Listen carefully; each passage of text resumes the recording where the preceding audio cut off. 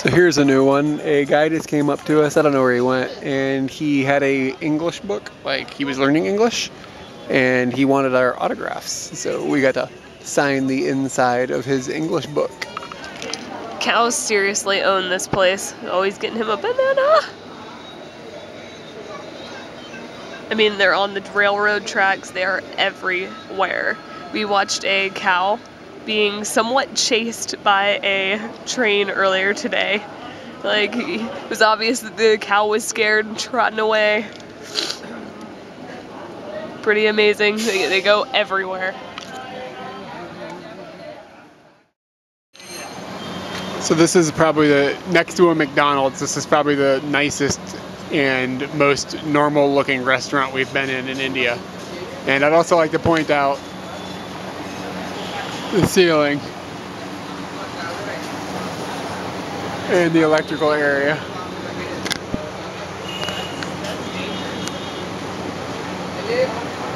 Katie commentates, that looks dangerous. This feast we've just had was probably the best meal we've had in India in the last 21 days now. It's just spectacular. So we're very, very happy about that. This meal made me violently ill. It was at this point that we decided that our intended stay of 6 weeks in India, it was not going to happen. So the next morning we got up and went to an internet cafe and bought a train ticket from Jalgaon, I think is the name of the town that we were in at the time, to Mumbai, and then bought a plane ticket at the same time from Mumbai to Dubai in the UAE. And the reason we picked Dubai is because we looked at a map and we were like, what's the one place we know for certain will be clean that is near where we were at? And that was the closest place we could find that was, you know, a logical destination. So the reason that we wanted to stay in India for 6 weeks is because we didn't want to be in a Muslim country during Ramadan, because we were uncertain about, like, are we going to be able to get food, and is it going to make traveling complicated and all that. And you'll see how all that turned out in the future. But we just got to the point where we were like, eating healthy food is much more important than dealing with, you know, the uncertainty of what Ramadan will bring us. So yeah, we got those tickets and we were basically making a gun for it, and we were just getting out. And the rest of this video deals with our escape from India. So India's rail system is extremely chaotic. There's very little order to anything. There's hardly ever anybody checking tickets. And that one time we were on a train, we saw the guy running the train slap somebody in the face. So it is kind of an intense experience, but it is huge, and it is just a marvel of technology that they've got this thing operating in this manner. It'll get you almost anywhere in the country. It moves 18 million people a day, and it is either the first or second largest employer in the world. So it is quite a marvel and quite a feat in itself, but using it can be a little intimidating. Okay, so this is day 23 in India, and we have easily been sick for 15 of the days, and that's not even counting the cold that I've had for half of the time I've been here.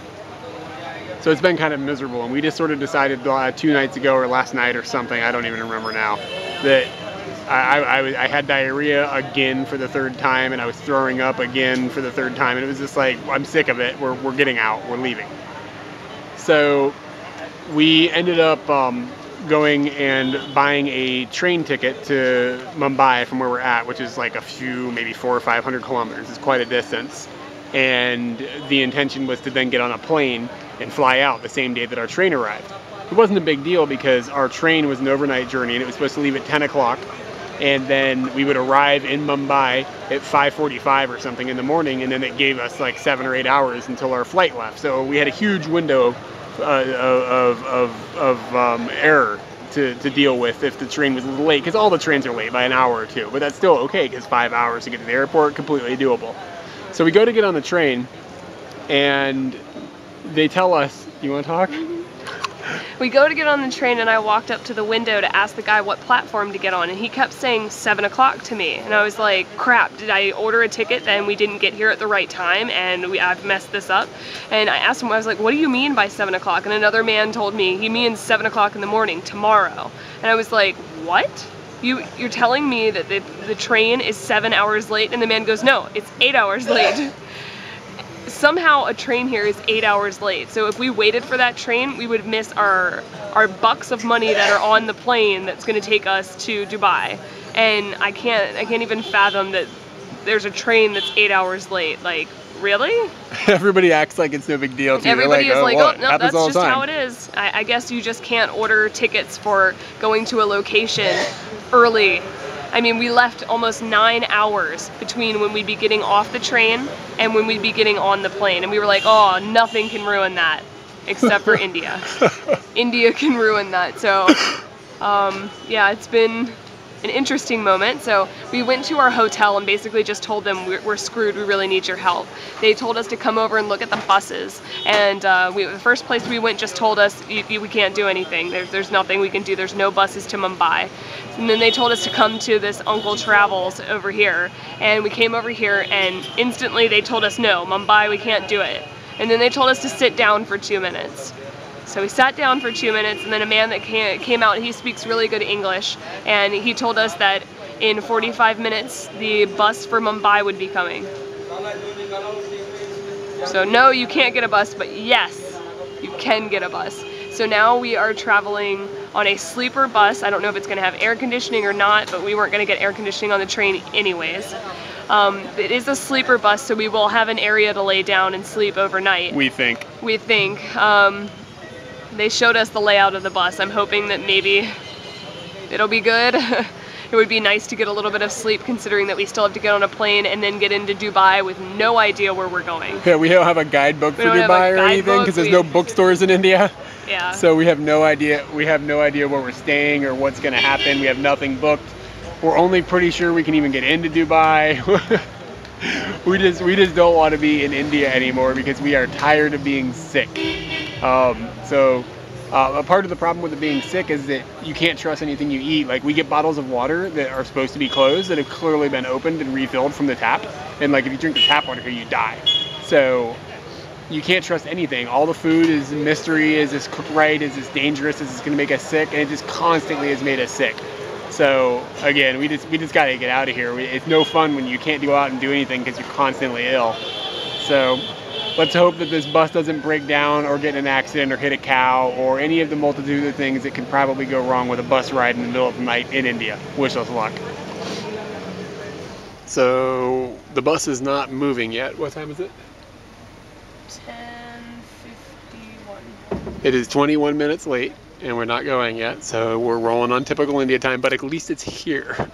And this is what we're in. We're in this little tiny little like sleeper thing. And this is where both of us will be spending the evening.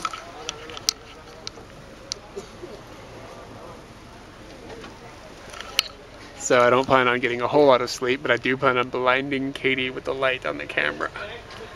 I can still see. Oh yeah? How many fingers am I holding up? 2. Lucky guess. Yeah. Okay, so it's 8:30 in the morning, and this bus thing was supposed to arrive at 8 o'clock. And we are nowhere that looks anything at all like what Mumbai probably, I don't know, I've never been there, but I can imagine Mumbai looks much like that. So, and we are the last stop in Mumbai of 3. So I really have no idea if we're gonna realistically make it. I mean, I could seriously see this still taking a few more hours. And then we have to travel to the airport early enough to get on the plane. So we'll probably make it, but I wish we were a little closer. So it's now 9 a.m. and we just saw a sign that said it was 39 kilometers away from Mumbai. So yeah, this isn't going to be fun. It sounds like we have a lot of time, but traffic stops for quite a while every once in a while, so we'll see. Well, it's now 9:30 and I just saw a airplane, like a jet, flying rather low, coming in for a landing, so hopefully we'll be alright. It gives us quite a bit of time to get to our airplane and get the hell out. somewhat of a driving by. This actually is turning a little more industrial than it looked a second ago, but this is the famous slums of Mumbai, I'd imagine. That encircles essentially the entire city. And it's fragrant here, that's for sure. It's not pleasant.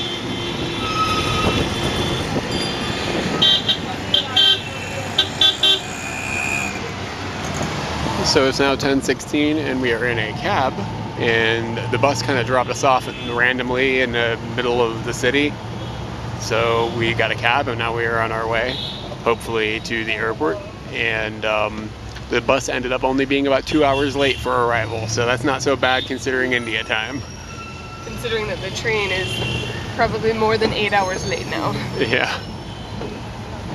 It's now a few minutes to 11 o'clock, and we're still hanging out in our taxi. We have now been seeing signs for the international airport, so that's good. Our taxi driver has masterfully gone through hordes and hordes of traffic, and we're making our way. It has taken a little bit longer in the taxi than we expected, but we got some misinformation. But we're on our way, and hopefully we will make it there in time to leave. It's 11:10 and we are in the airport, and here we go, that's our flight. It leaves at 2:45. It says it's still scheduled and it looks like it's on time. So life is grand and we've got plenty of time to stay in this stinky airport. Alright, so we've got our tickets. It is now 12:30 and we've managed to have food as well at the Pizza Hut that's here, which is pretty amazing. It's been a crazy last 12 hours, I guess. A little more than that. After finding out that our train was going to be 8 hours late, having our bus be 2 hours late, taking an hour-long ride in a taxi to the airport, and then going through the retarded security system that they have here, and getting some Pizza Hut. We now have a 2-hour wait until our plane. So all that madness, and then still 2 hours to wait, but at least we're going to get on a plane today. So in case you ever wondered what it's like to be in India, a moment ago, this fingernail was clean, and then I scratched my face. One scratch down my cheek, and now it's black underneath. Isn't that this special? So we're at the airport, and I was going around doing the game that I do where I spend all the money that we have left, which is like $6 at the airport, and that's really, really hard because everything here is like $12 and up. And I went into one of the little places that's selling booze and stuff like that, and this guy who's probably a little bit younger than me or my age came up to me, and he's Indian. He asked me where I've been and whatnot, and he wanted to talk to me about Bangkok, and he asked me if Bangkok was safer or more dangerous than India, and I told him I think it's much safer. And he then started talking to me about the massage district of Bangkok and how his friend had encountered a massage where the girl had asked him if he wanted entertainment during the massage, and the entertainment turned into her massaging him with her breasts, and then they had sex. And I had been talking to the guy for maybe like 3 minutes, and I'm not really sure why all of this came up. He considers Bangkok to be dangerous because you might get raped during a massage. That's basically what I've come to. He also informed me that he's a virgin and that he doesn't want his family to be shamed or his wife to be shamed by any of his past discretions with other women. And he's worried about going to Bangkok and getting a massage and penetrating someone. I told him basically just don't get a massage if you don't want a massage. And yeah. It was a pretty awkward conversation. In 5 minutes, I knew that kid's sexual past and his sexual worries. And I probably didn't need to know all that. But yeah, awesome.